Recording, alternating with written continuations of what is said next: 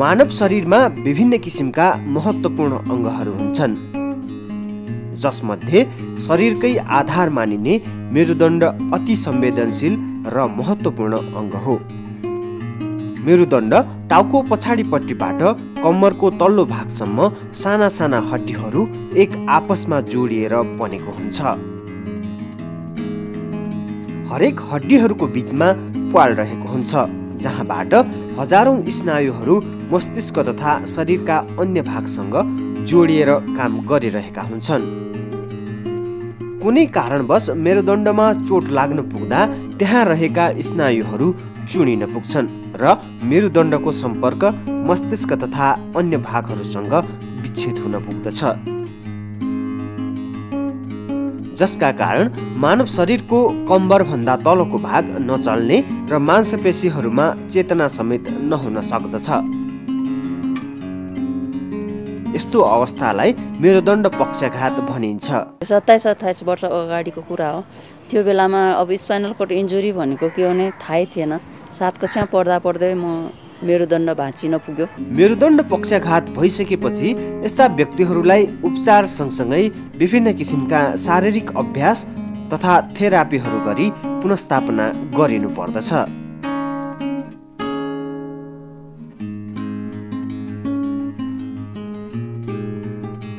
भनिन्छ हरेक मानिसको जीवनमा एक पटक एउटा त्यस्तो क्षण आइपुग्छ जसले जीवनमा तरङ्ग पैदा गरिदिन्छ। मैले भन्थेँ हस्पिटल जुन बेडमा सुत्यो त्यो बेलामा चाहिँ भने मेरो यो कानको सुन लैजाऊ, बरु मलाई मारिदेऊ पनि भने। सही मार्ग निर्देश भइदिने हो भने जीवनले अर्कै मोड लिन्छ, सोच विचार र जिउने शैलीलाई नै बदलिदिन्छ। आजको अवस्था देख्दा सायद मैले पहिला सोचेको पनि थिइनँ। एकदम दर्दनाक अवस्था थियो। दिसा पिसाब एकातिर हुन्थ्यो, एकातिर थाहा नहुने ठाउँमा घाउ हुन्थ्यो।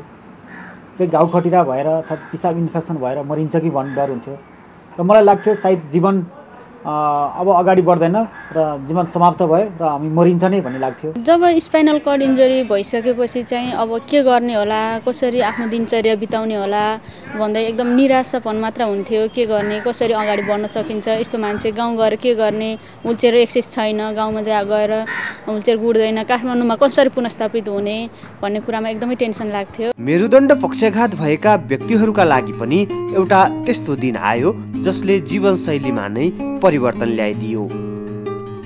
व्हिलचेयरको सहारामा बाँच्नु पर्दा निराशा र वितृष्णाले भरिँदै गएको मन र मस्तिष्कमा आशा र सम्भावनाको किरण छरियो।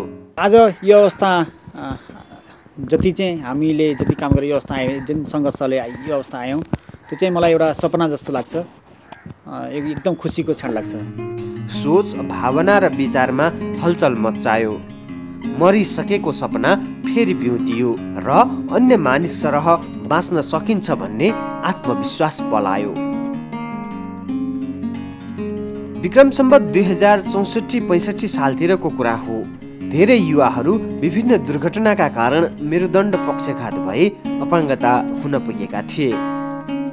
व्हिलचेयरको सहारामा बाँच्नु परेपछि जीवनदेखि वितृष्णा पालेर बसेका उनीहरूको जीवनमा अँध्यारो नै अँध्यारो देख्न थालेका थिए।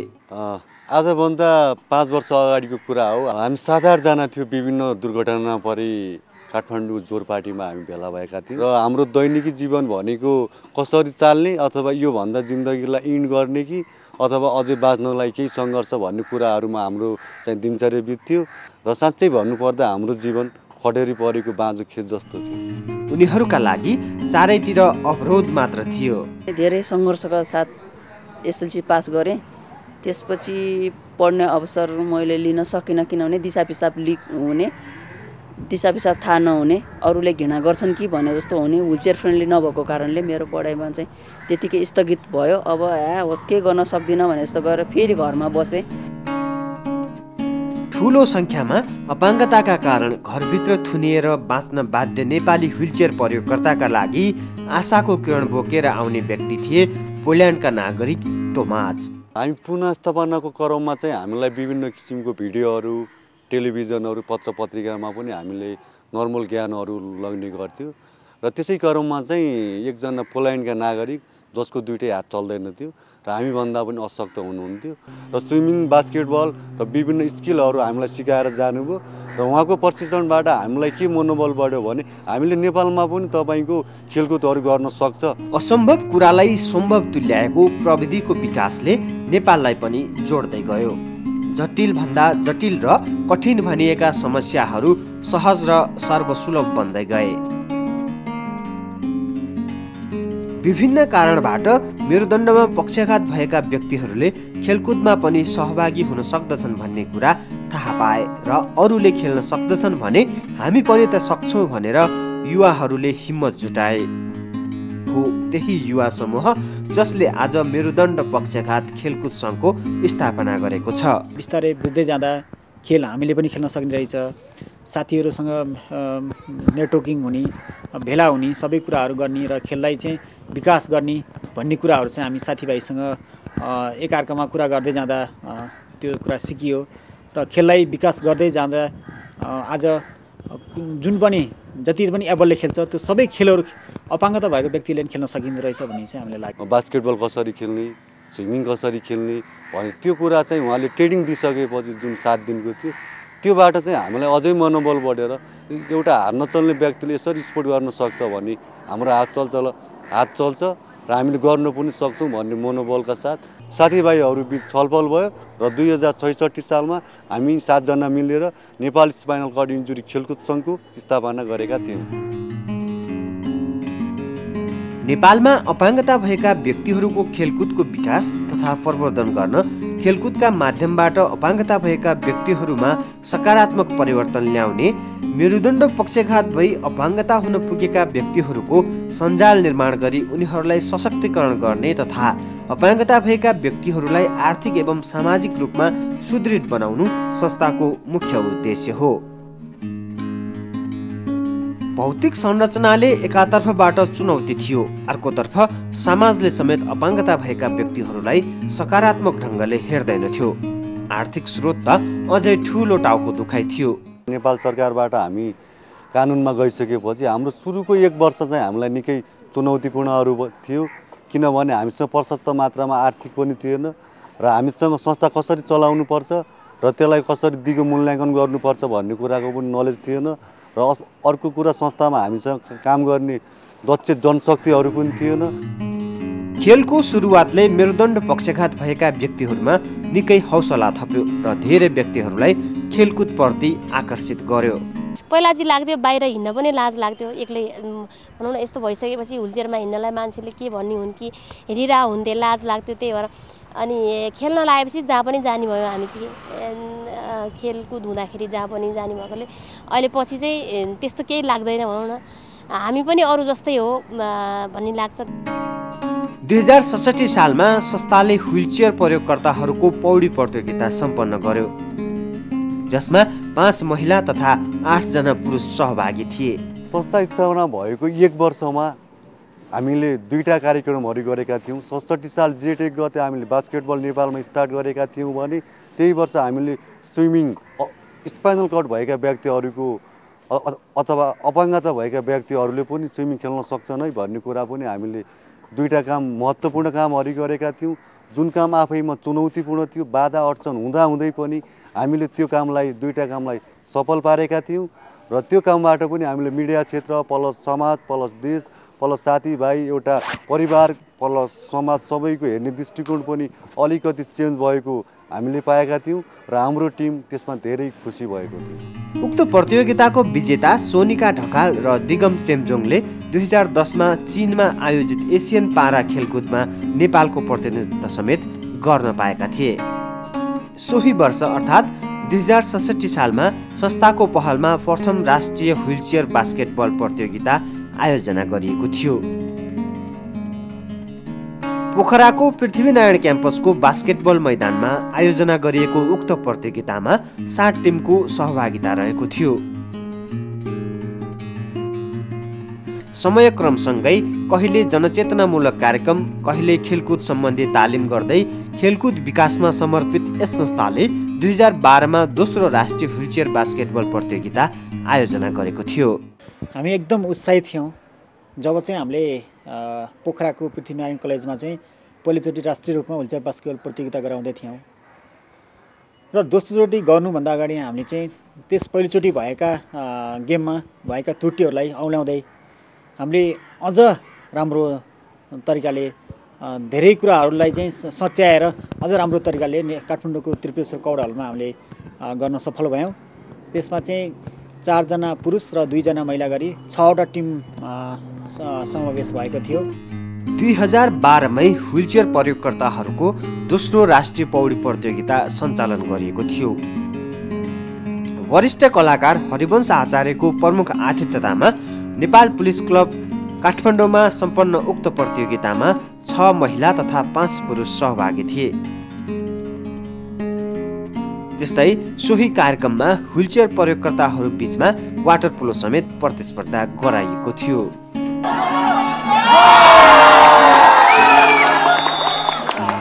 हरेक वर्ष राष्ट्रिय स्तरमै गरिएका यस्ता प्रतियोगिताहरूबाट धेरै अपाङ्गता भएका व्यक्तिहरूसँग संस्थाको सम्बन्ध विस्तार हुँदै गयो।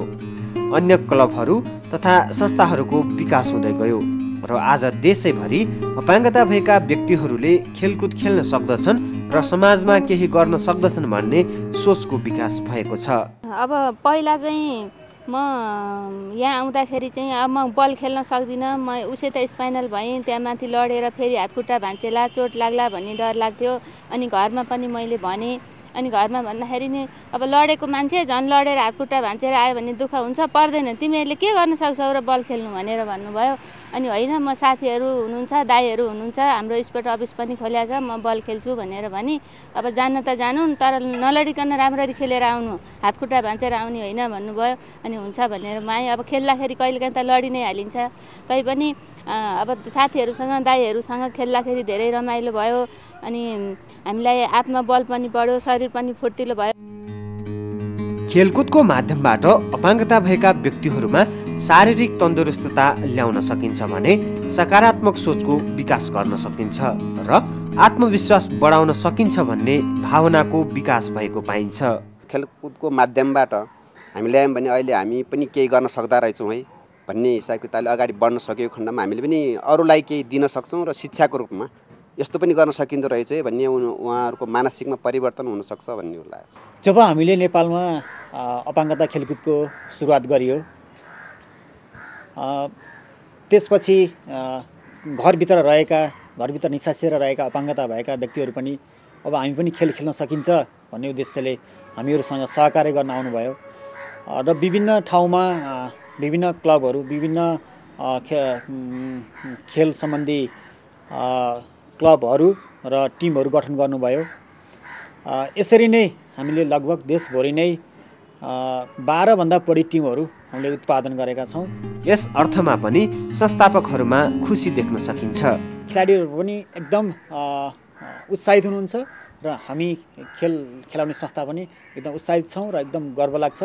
समय समयमा विभिन्न तालिम तथा खेलकुद प्रतियोगिता सञ्चालन गर्ने कार्य आजभोलि संस्थाको नियमित कार्य जस्तै बनेको छ। 4-5 ठाउँमा रेगुलर साप्ताहिक रूपमा ट्रेनिङ गरिरहनुहुन्छ। राष्ट्रिय रूपमै हामीले लगभग 10वटा जति खेलहरू राष्ट्रिय रूपमा हामीले खेलाइसकेका छौँ र अन्तर्राष्ट्रिय स्तरमा पनि हामीले खेलाडी साथीहरूलाई व्हिलचेयर बास्केटबलको रूपमा हामीले व्हिलचेयर बास्केटबल, टेबल टेनिस र पावर लिफ्टिङमा हामीले अन्तर्राष्ट्रिय स्तरमा पनि खेलाडीहरूलाई समावेश गराइसकेका छौँ।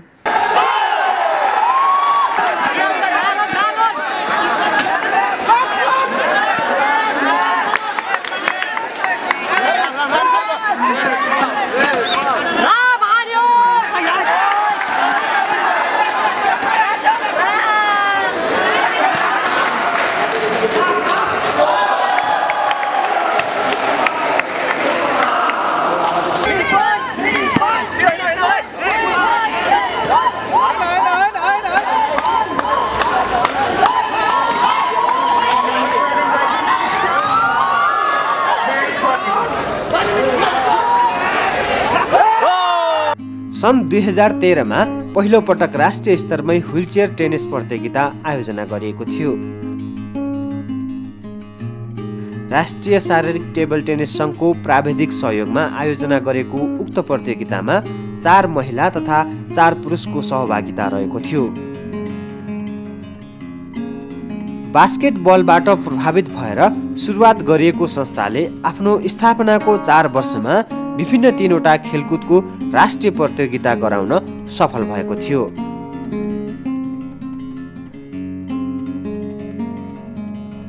संस्थापकहरूको रातदिनको मेहनत र लगावका कारण आज अपाङ्गता भएका व्यक्तिहरूले जे पनि गर्न सक्दछन् भन्ने अवधारणाको विकास भएको छ। मलाई लाग्छ जस्तोसुकै समस्यामा पनि हामी हरेस खानु हुँदैन। यदि त्यो बेला हामीले पनि हरेस खाएको भए हामी यो अवस्थामा पुग्न सक्दैनौँ। हामीले त्यति बेला सङ्घर्ष गरेकै कारणले नै आज नेपालमा अपाङ्गता भएका व्यक्तिहरूको माझ पनि खेलकुद खेल्न सकिन्छ भनेर हामीले प्रमाणित गरेर देखाउन सकेका छौँ।